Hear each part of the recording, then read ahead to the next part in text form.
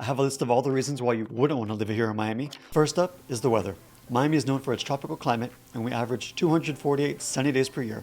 However, unlike the rest of the world, we only have two seasons, hot and hotter. Just kidding, we have summer and winter, just like everywhere else. So, the summers in Miami are typically hot and humid, while the winters are dry and warm. During the winter months, it may be cold or chilly just for a few days. However, be forewarned, when it drops below 70, that's when you get all the furs and the boots out of the closet. Our summer months are from June to September, and during these months you could find temperatures ranging from the mid-80s to the low 90s. This may not seem so hot, however, with the high humidity levels, often exceeding 70 to 80%, this can feel even hotter, and the heat index often exceeds 100 degrees. Our winter months are from December to February, that's right, 3 whole months. The winter is mild and dry, with the average temperature ranging in the mid-60s to the mid-70s. Nighttime gets more exciting as occasionally we see the thermostat drop into the 50s. Just as we have summer and winter in Miami, we also have wet season and a dry season. Our wet season goes from May to October, and is frequently marked with thunderstorms that build west over the Everglades and make their way east. You could be living in a high-rise in downtown Miami, seeing the crystal clear waters of the Atlantic, and then if you make a 180-degree turn, you could see the storm just beyond the airport building and making its way to you. June and September are typically the months that we receive the most rain, so if there's one thing you should take away from this is always carry an umbrella. Dry season, on the other hand, goes from November to April, and this doesn't necessarily mean that we'll experience any rain, it just means that we're going to receive less of it. Now in Florida, we do have other weather phenomena. We have flood risk, we have tornado warnings, and then one season that you should be aware of is hurricane season. Hurricane season extends from June to November, with peak season being August through October. This is due to the high temperature, the high humidity of the tropics, and the warm sea temperature. Next up for Miami, and of course Miami wouldn't be Miami without this, is beaches and lifestyle. Located in the heart of the Art Deco district, South Beach offers pristine white sand beaches, crystal clear turquoise blue waters, and an energetic atmosphere. South Beach is more than just a beach, it's a whole cultural experience. They have colorful lifeguard towers, trendy restaurants, and a great nightlife scene. Miami Beach does stretch for miles and includes other popular destinations like Mid Beach, North Beach. Just a short drive from Miami and over this incredible bridge we call the Rickenbacker Bridge, which has the best view of Miami, you'll find Crandon Park and the Bill Baggs Cape Florida State Park. Miami's waterfront just isn't about the beaches. We also have Biscayne Bay, which is the main feature, and you can go boating, kayaking, stand-up paddleboarding, swimming, snorkeling, whatever you choose.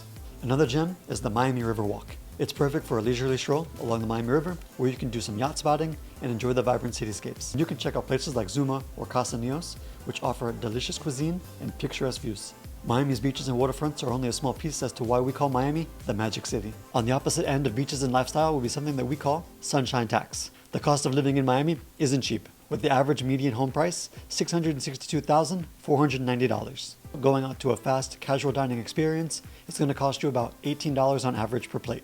As of this video, regular gasoline is $3.31, where as opposed to California, it's $4.50 per gallon, and NYC is $3.50 per gallon. Additionally, costs such as property taxes, auto insurance, home insurance, flood insurance, and utilities are often higher in Miami than they are elsewhere in the country. There are a number of affordable communities and neighborhoods, as well as expensive ones. For instance, Coconut Grove, where the average median sales price of a single family home is more than $2 million, but that's not average. Another con about homes in Miami is that they're a bit on the older side. In Miami, many of the homes were built between the 1920s and 1960s. Neighborhoods like Coconut Grove and Coral Gables are renowned for their historic homes, which feature styles such as Mediterranean Revival, Art Deco, and mid-century modern designs. Now, there are also exceptions to this, and one of the exceptions is the city of Doral. Doral is Miami's newest city and was incorporated in 2003. Constructions of homes in Doral began in the 80s and 90s, and it's one of the areas where you'll find new construction still abundant here in Miami. The next pro we have is laid-back culture. But don't get me wrong, Miami knows how to turn up when it needs to. Whether it's nightlife in South Beach, art in Wynwood, or a big event such as the US Open, Art Basel, or the Miami F1, we can go to chill to thrill in no time. What I love most about Miami is this perfect balance. You could wake up, go to the beach, do yoga at sunrise, then you could head out for high energy activities, and then you can conclude with either a walk along the shore, along the water, and then you can have a nice dinner at a restaurant overlooking all of Miami and just relax. Now, let's talk about one of Miami's most irresistible attractions, its food scene. What I really love about Miami is that food is a part of the lifestyle. Cities such as Brickell, South Beach, and the Design District offer some of the best restaurants in the country. Here, you can enjoy dishes prepared by world-renowned chefs while soaking in the ambience that Miami is known for. Whether it's weekend brunches with a view of the bay or the Atlantic Ocean, food festivals, or even the most casual food truck where you're going to experience the best bite you've ever had. Now, on to the next con is, if you're living in Miami, you really do need to have a car. Sure, we have the Metro Mover, an automated train system that's free to use and operated by Miami-Dade Transit. We also have the Metro Rail, which is an above-ground train station similar to those you'd find in New York City or Chicago. It's Florida's only rapid transit system, not that it's much faster. The Metro Rail does connect to the Metro Mover, which provides service through downtown and Brickell. The Metro Bus is Miami's bus system and has over 95 routes. Despite these public transportation options, Miami is a big city, so having a car is really going to serve you and benefit you well. Now, because you came to Miami with a car, you have access to year-round activities. Whether you're a nature lover, a fitness enthusiast, or just someone who loves to be outside, Miami offers a range of activities no matter what the season. You can also dive into things such as kayaking, stand-up paddleboarding, jet skiing, boating. Occasionally we have some great surf.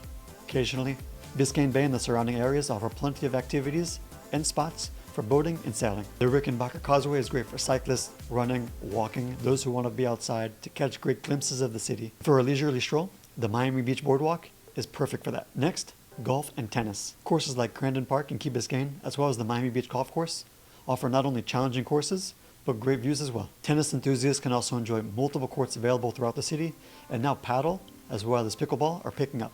Last on our list of year-round activities are festivals and markets. With so many activities year-round, it's no wonder why we locals say we live where you vacation. Next up on the cons is taxes.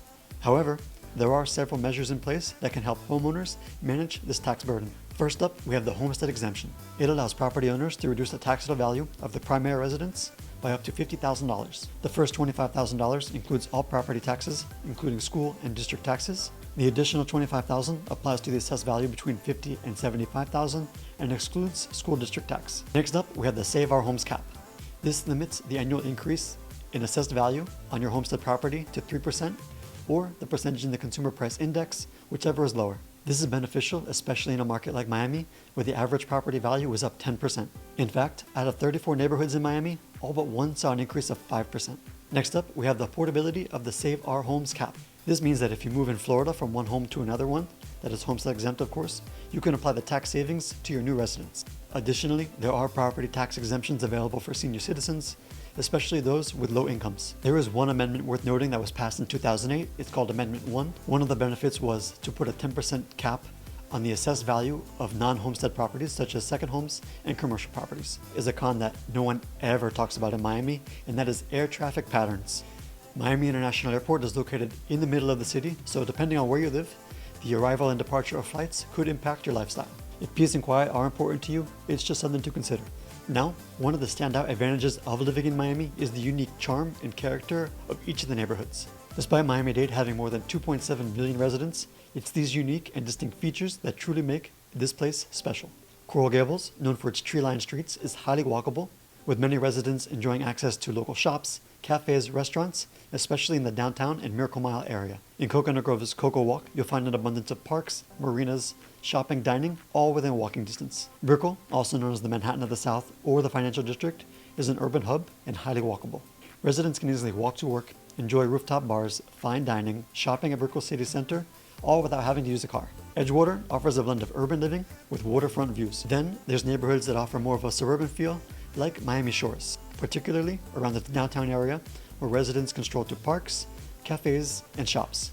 North Miami, including the exclusive Keystone Islands, offers a unique mix of suburban lifestyle with a mix of walkable areas and waterfront homes. And once you move into that home, it doesn't matter where you're coming from, whether it's California, New York, Illinois. One of the beautiful things about Miami is everyone wants to come and visit.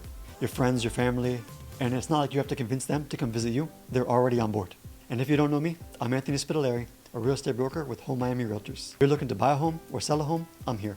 My contact info is down below, and my team and I would love to help you. Thanks so much for watching, and I'll see you on the next one.